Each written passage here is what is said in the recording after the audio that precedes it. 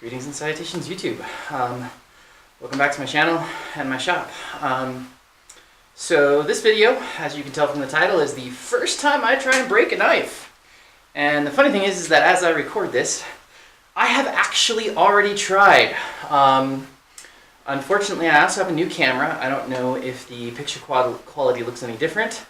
I'm really hoping the sound quality is different because I have a boom mic on the camera. We'll find out how much that really pays attention once I have the forge running and everything else. But this is the knife right here. It's a sharp knife, so I have to be careful with it. I'll hold that up, as you guys can see that, hopefully. And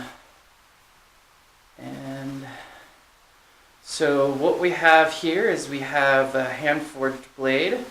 We have, if you look here, we have the first guard, which is part of the same steel that we forged this, as well as the pommel cap.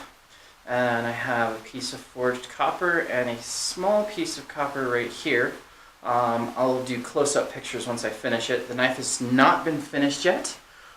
We just got done with the test. Now, this is what the knife started out life as. I have two of these, so you'll see me using them in a lot of forging videos. It makes phenomenal steel. When I hardened this, this side is crazy hard. Skates file, no problem.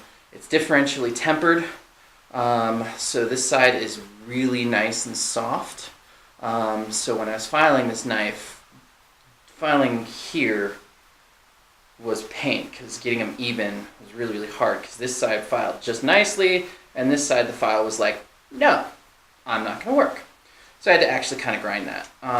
So the whole knife is epoxied together, and hopefully you can see that. It has a through tang, and the tang is actually peened to give it some nice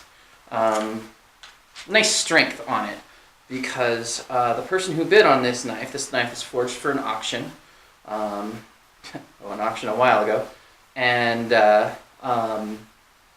they basically purchased an unforged knife. They said, you know, here, we're bidding on a knife that has not been forged yet. But when I was talking to them after they won the auction, they said they wanted something strong. They wanted it something in the Viking style, so this is a Siak shape, or a sack shape. It's closer to sword shape with the double wide grip than it is more the knife shape, but I wanted to give them a little bit of extra protection on their fingers because they might be chopping wood with it, like I already have. Okay? This was all done by the knife. You'll actually see that here now. Alright, start off the knife test with sharpness test. Cutting the paper, making sure the knife is sharp.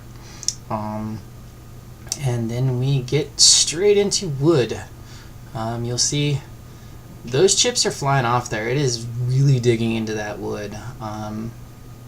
You know, it's not easy chopping that wood. I would prefer an axe with a little bit more weight because it's not as weighty as I want. But as you can tell as I wiggle it, that thing's not coming loose. It is not doing much of anything. It is going through that wood something fierce.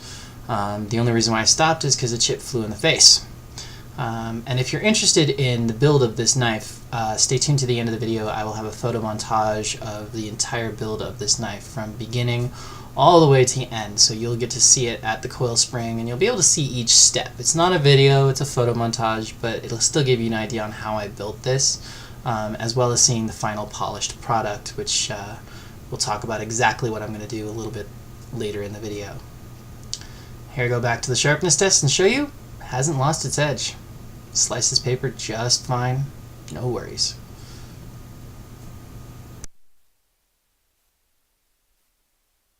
That video doesn't have any sound because I forgot to turn my microphone on during that process. So I will be doing a voiceover on that to let you know what's going on, but you will watch this knife do this. And as you can tell, no issues on the knife.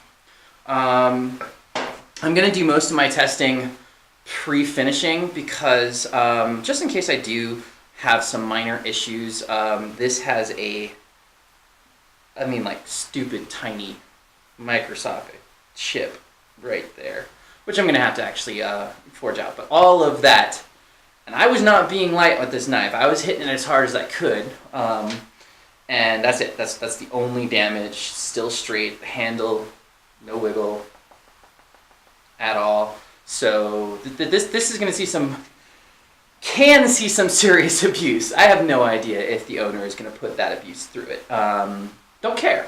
I know it's capable of it, so that's really all I care about. So at this moment in time, what I'm going to do is I'm going to go ahead and finish this up.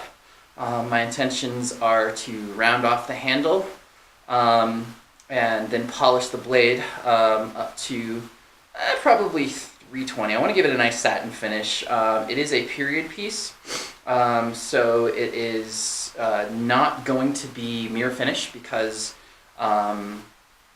historical record you can't really tell, but from what we can gather, that was not really the intent. I mean, these knives are used. If you put it on a mirror polish, as soon as the knife gets used, that mirror polish is gone. So most blades are brought up to a nice satin finish because that's easy to maintain, it's easy to see, it's still nice and smooth. Obviously you guys can't feel this, but it is nice and smooth. It's functional, it works, and that is the point. The man's hands that is having this, his hands are much larger than mine, so this handle is a little bit big for my hands. I'm hoping it's not going to be too small for his. I think I might have narrowed it a little bit too much right there, but we will see. Still indexes pretty well. I mean, it doesn't feel right like this, but it definitely indexes nicely. So that's good. I am going to narrow it a little bit along here and along here, but not very much. Pretty much the only extra finishing I'm going to do on this is to round off the facets that I have and polish the crap out of it to make it fairly nicely. It's still going to have some forge marks on the base. I'm not going to bother polishing them out. It's going to have some forge marks here, and you can tell a slight forge mark there wherever it's not quite as thin as I wanted it. But this is a hand forged blade and a period blade, and I wasn't going to try and polish all of those out. I was still really fairly new, still am fairly new, when I started this. This was started before my YouTube channel. This knife is about a year old at this moment in time. So, you know, I will, at the end of this video, post a montage of the pictures that I took for the process. That was something that I had intended to do as far as documenting the process. It was before I started videoing my stuff, so that's all I have at this moment. Everything else obviously will have its own video to document it in addition to some of the pictures that I may take. So you have seen pictures of this progress on my Instagram. So any of you guys who follow my Instagram account, you've already seen them. But yeah, so it does this quite handily. So that's kind of nice, and I will be polishing out the minuscule amount of damage that's done right here. Yeah, hope you guys liked it, and I'm sorry about the sound on the testing video. Again, brand spanking new camera. That was the first film that I did on that, and I should have paid closer attention to see if the little light on the microphone was actually on. So yeah, hope you enjoy it, and see you later.